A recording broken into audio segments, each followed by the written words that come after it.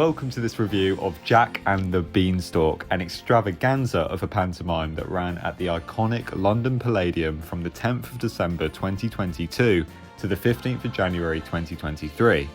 Serving as Crossroads Pantomime's prize production, there was clearly no expense spared in delivering this glitzy show, with a star-studded cast, stunningly beautiful set, and outrageous humour. My first Palladium pantomime, this was a night that I won't forget in a hurry. As you take your seats, you're filled with a sense of awe that pantomime is running in such a prestigious venue as the Palladium. Suddenly, Greg Arrowsmith's orchestra bursts into tune, unanimously making the whole auditorium jump in this assertive start to the production. The show kicks off with the fabulous Alexandra Burke playing the vampy and vicious Mrs. Blunderbore, making her Palladium debut. She's treated to a trio of animatronic giants, whom she calls her bad boys, which, courtesy of the twins FX, wow from the offset. Her role as the villain was confident and menacing, a highlight of her performance being a striking rendition of Hallelujah, which was truly incredible.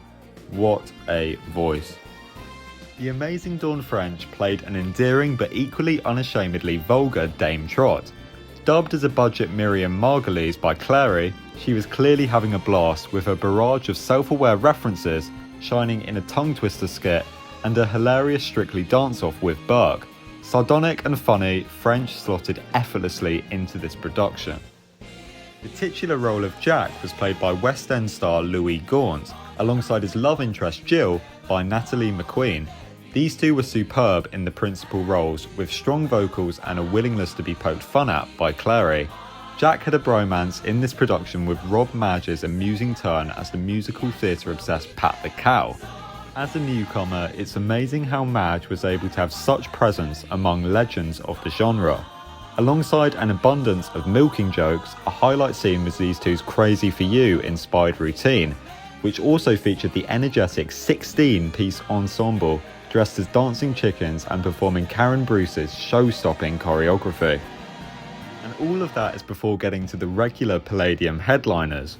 We've mentioned him more than enough already. Julian Clary played the ostentatious Spirit of the Beans, who paraded around the stage in a variety of Hugh Durant's spectacularly designed bean-related outfits, including French, Runner, Mexican and Heinz. The sheer variety, scale and creativity in every single piece of his clothing was truly breathtaking. Constantly belittling the rest of the cast, especially Nigel Havers, who was deemed as old and needlessly in the show, and Gaunt to never stand in front of him for he is the main star, every other line from Clary was a double entendre. The man has a wit unlike any other, with enough phallic jokes to last a lifetime. I found this particular humour absolutely hilarious, and unlike anything I'd seen before. There's a reason there were hardly any children in the audience. It's what the public want, Clary says, and he's not wrong, as nothing fell flat and every line went down like a storm. Happy to have received a proper role this year, Nigel Havers played King Nigel, quickly becoming Clary's joke punching bag. Wanting to impress the supposed James Bond producers in the audience, Havers auditions for 007 but is quickly captured, creating the incentive for this production's thin plot. A standout scene was the humorous Trunk of Truth song, in which Havers' clothes seemingly vanished. What a great sport he is. Playing King Nigel's wife was the brilliant Gary Wilmore as Queen Nigella.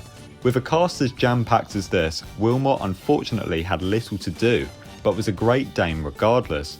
His best scene brought a touch of music hall humour, with his self-penned List song I've Not Been Well, which he's become notable for in Palladium pantomime. Going through all his illnesses and subsequent remedies, this interactive song was a joyous traditional piece of panto brilliance that stuck in my head ever since. And completing the star billing was the talented Paul Zerdin as Silly Simon alongside his irrepressible sidekick Sam. A master at his art, Zerdin did a hilarious 5-minute ventriloquism set, which provided genius slapstick comedy. Like Wilmot, however, he was given too little to do, but surprised in a segment towards the end in which he threw a child from the supposed audience off the stage. All part of the fun. Jack and the Beanstalk featured a host of hysterical pantomime routines, including If Nigel Havers Did Retire, which was an impeccably choreographed spin on the hilarious classic number. as well as the lip-syncing songs to create a narrative skit, which courtesy of Matt Slack cropped up in numerous pantomimes in the 2022 season. Although this production didn't have the illusions of Southampton, it certainly had the magic, with Act 1 closing with an inflatable beanstalk growing from the stalls all the way to the top of the Palladium ceiling, which Jack climbed to reach the city of clouds and stars.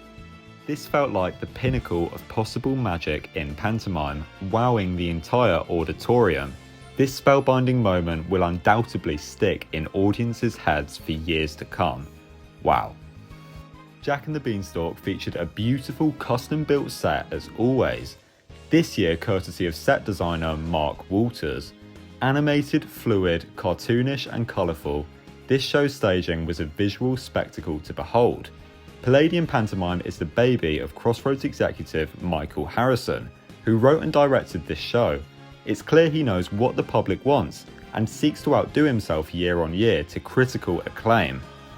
Being my first Palladium Panto, I can't comment on previous years, but what I can say is Jack and the Beanstalk delivered a unique, side-splittingly funny 2 hours of variety entertainment and theatrical excellence. I love this show. Positioning itself as one of my favourite pantomimes I've seen, I give the London Palladium's 2022 pantomime Jack and the Beanstalk a 5-star rating.